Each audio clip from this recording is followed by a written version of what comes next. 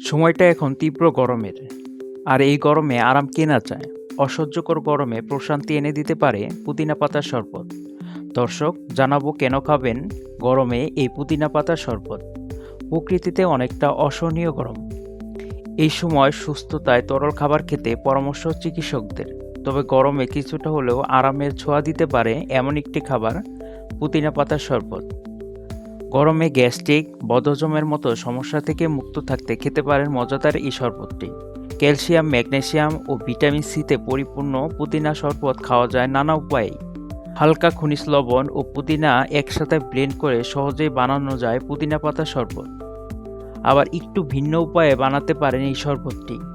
সেজন্য পুদিনার সঙ্গে যুক্ত করতে পারেন লেবু।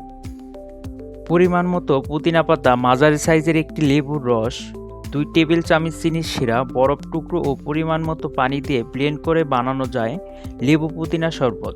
নিয়মিত 1 গ্লাস পুদিনা পাতার শরবত খেলে ত্বকের উজ্জ্বলতা বাড়ার পাশাপাশি ত্বক থাকে টান টান। যাদের ডায়াবেটিস রয়েছে বা উচ্চ কোলেস্টেরলের সমস্যায় ভুগছেন তারাও খেতে পারেন পুদিনা পাতার শরবত। ওজন নিয়ন্ত্রণে যথেষ্ট ভূমিকা রয়েছে পুদিনা পাতার।